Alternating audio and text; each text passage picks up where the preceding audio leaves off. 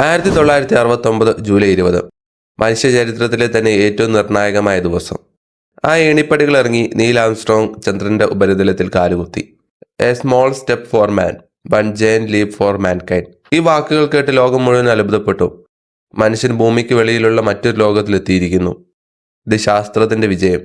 പക്ഷേ ഒരു നിമിഷം, അന്ന് നമ്മൾ കണ്ടത് സത്യമായിരുന്നോ? അതോ ലോകത്തെ മുഴുവൻ പറ്റിക്കാൻ നടത്തിയ വലിയൊരു ഡ്രാമയായിരുന്നോ?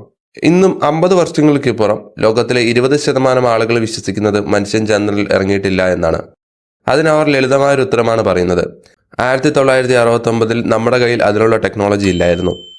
നമ്മൾ അന്ന് കണ്ടത് വെറും ഒരു സിനിമയാണ്, ഒരു ഹോളിവുഡ് സിനിമ, സ്റ്റുഡിയോയിലോ മരുഭൂമിയിലോ സെറ്റിട്ട് നിർമ്മിച്ച ഒന്ന്.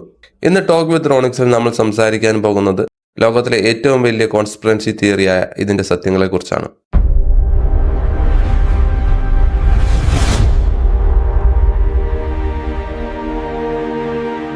ആദ്യം നമുക്ക് ഉത്തരം നോക്കേണ്ടത് വൈ എന്ന ചോദ്യത്തിനാണ്.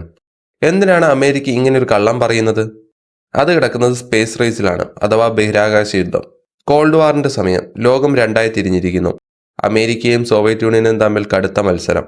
സാങ്കേതിക വിദ്യകളിലും ബഹിരാകാശ ടെക്നോളജികളിലുമെല്ലാം അവർ മത്സരിക്കുന്നു. പക്ഷേ സോവിയറ്റ് യൂണിയനായിരുന്നു അക്കാര്യത്തിൽ മുന്നിൽ. ബഹിരാകാശത്തേക്ക് ആദ്യത്തെ സാറ്റലൈറ്റ് സ്പുട്നിക് അയച്ചതും സോവിയറ്റ് യൂണിയനാണ്. ആദ്യത്തെ മൃഗത്തെ അയച്ചതും സോവിയറ്റ് യൂണിയനാണ്. അതേപോലെ ആദ്യത്തെ മനുഷ്യനെ ബഹിരാകാശത്തേക്ക് അയച്ചതും സോവിയറ്റ് യൂണിയനാണ്. അമേരിക്ക നാണം കെട്ടു തുടങ്ങി. അമേരിക്കൻ ജനതയ്ക്ക് സ്വന്തം സർക്കാരിലുള്ള വിശ്വാസം നഷ്ടമായി തുടങ്ങി.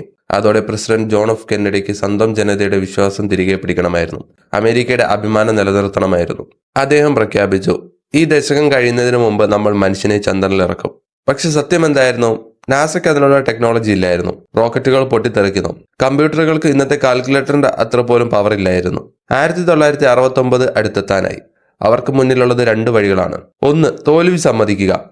അത് റഷ്യനോട് തോൽക്കുന്നതിന് തുല്യമാണ്. 2, വിജയം അഭിനയിക്കുക. ഗൂഢാലോചനക്കാർ പറയുന്നത് അവർ രണ്ടാമത്തെ വഴിയാണ് തിരഞ്ഞെടുത്തത് എന്നാണ്. റഷ്യയെ തോൽപ്പിക്കാൻ വേണ്ടി അവർ സെറ്റിൽ ചന്ദ്രനെ നിർമ്മിച്ചു. ഇത് സാധ്യമാണോ? നമുക്ക് തെളിവുകൾ നോക്കാം.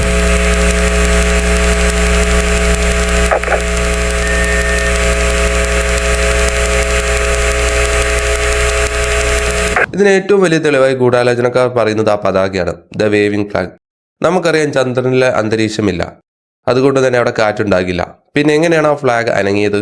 നിങ്ങൾ ആ വീഡിയോ ഒന്ന് ശ്രദ്ധിച്ചു നോക്കും. ആംസ്ട്രോങ് ആ പതാക കുത്തി നിർത്താൻ ശ്രമിക്കുമ്പോൾ ഒരു തുണി പോലെ അത് ഇളകുന്നുണ്ട്. അത് ഭൂമിയിലെ കാറ്റടിച്ചിട്ടാണെന്നും അല്ലെങ്കിൽ സ്റ്റുഡിയോയിലെ AC അറിയാതെ ഓൺ ആയതുകൊണ്ടാണെന്നും ഗൂഢാലോചനക്കാർ കളിയാക്കി പറയുന്നു. എന്നാൽ ഇതിന് ശാസ്ത്രത്തിനൊരു ഉത്തരമുണ്ട്, ഇനേർഷ്യ. അവിടെ വായുവില്ലാത്തത് കൊണ്ട് തന്നെ വായുവിന്റെ പ്രതിരോധവും ഉണ്ടാകില്ല. എന്നാൽ ചന്ദ്രനിൽ നിങ്ങൾ ആ പതാക തൊട്ടാൽ അതിന്റെ കമ്പനം നിലയ്ക്കാൻ സമയമെടുക്കും. അത് ഉറപ്പിച്ചു നിർത്താൻ വേണ്ടി തിരിക്കുകയോ മറിക്കുകയോ ചെയ്തു. ആ ഫോഴ്സ് കാരണം ഉണ്ടായ ഓളങ്ങൾ തടയാൻ അവിടെ കാറ്റില്ലാത്തത് കൊണ്ട് ആ പതാക കുറെ നേരം അനങ്ങി. ഇത് ഫേക്ക് ആണെങ്കിൽ അവർ ആ പതാക അനങ്ങാതിരിക്കാൻ വേണ്ടി ശ്രമിക്കില്ലേ? എന്തിന് ഇത്ര വലിയൊരു മണ്ടത്തരം ലോകത്തെ കാണിക്കണം? അടുത്തത് ആകാശം. ആ ഫോട്ടോയിൽ ചന്ദ്രന്റെ ആകാശം വളരെ ഇരുണ്ടതാണ്. നക്ഷത്രങ്ങളെ കാണാനില്ല. ഇത് വലിയൊരു പോയിന്റാണ്. കാരണം ഭൂമിയിൽ നിന്ന് നോക്കിയാൽ പോലും ലക്ഷക്കണക്കിന് നക്ഷത്രങ്ങളെ കാണാൻ സാധിക്കും. അപ്പോൾ വായുവും അന്തരീക്ഷവും ഇല്ലാത്ത ചന്ദ്രന്റെ ആകാശത്ത് നിന്നും നക്ഷത്രങ്ങളെ കാണേണ്ടതല്ലേ? ഇത് ആകാശത്ത് വെറും കറുത്ത നിറം. ഇത് സ്റ്റുഡിയോയിലിട്ട കർട്ടന്റെ കറുത്ത കളറാണെന്നാണ് ഇവർ വാദിക്കുന്നത്. ഇതിന് കാരണം ക്യാമറയുടെ സെറ്റിംഗ് ആണ്. അവർ ചന്ദ്രനിൽ ഇറങ്ങിയത് പകൽ സമയത്താണ്. സൂര്യപ്രകാശം ചന്ദ്രന്റെ വെളുത്ത പ്രതലത്തിൽ തട്ടി പ്രതിഫലിക്കുന്നു. ആംസ്ട്രോങ്ങിന്റെ വെളുത്ത സ്പേസ് സൂട്ടും തിളങ്ങുന്നു. ക്യാമറയുടെ ഷട്ടർ സ്പീഡ് സെറ്റ് ചെയ്തത് ഈ പ്രകാശത്തിന്റെ അടിസ്ഥാനത്തിലാണ്. അതുകൊണ്ട് തന്നെ അത് പ്രകാശം കൂടുതലുള്ളതിനെ ഫോക്കസ് ചെയ്യുന്നു. മങ്ങിയ നക്ഷത്രങ്ങളെ ഒപ്പിയെടുക്കാൻ അതിന് കഴിഞ്ഞില്ല. നിങ്ങൾ രാത്രി വെളിച്ചത്തിൽ ഫോട്ടോ എടുത്താൽ പിന്നിലെ ആകാശം കറുത്തിരിക്കും. അതുപോലെ തന്നെ അടുത്തത് നിഴലുകൾ. സൂര്യൻ എന്ന ഒറ്റ ലൈറ്റ് സോഴ്സ് മാത്രമേ ഉള്ളൂവെങ്കിൽ എല്ലാ നിഴലുകളും ഒരേ ദിശയിലേക്ക് തിരിഞ്ഞിരിക്കണം. പക്ഷേ അപ്പോളോ ഫോട്ടോകളിലുള്ള നിഴലുകൾ പലതും പല ദിശയിലേക്കാണ്.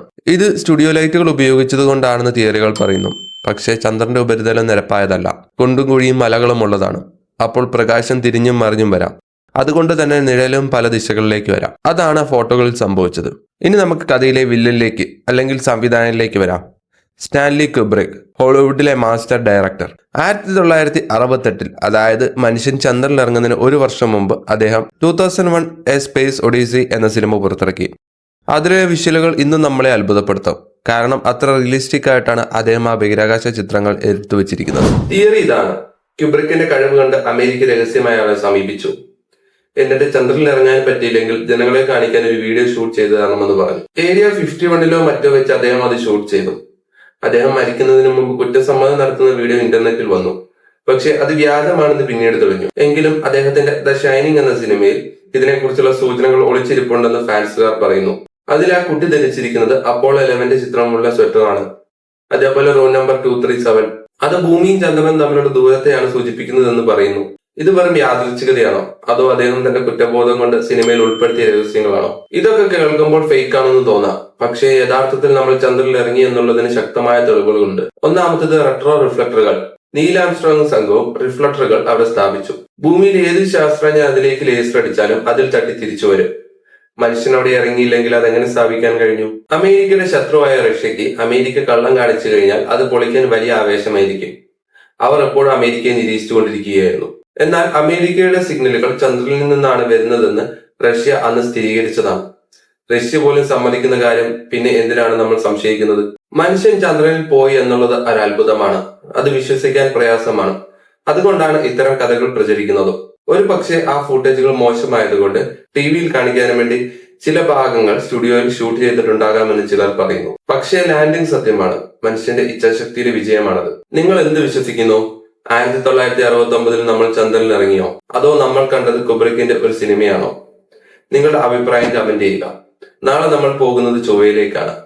ചൊവ്വയിൽ കാണപ്പെട്ട ആ മനുഷ്യമുഖം അത് സത്യമാണോ? ഇറ്റ്സ് മീ ഐലിൻജോ സൈനിങ് ഓഫ്.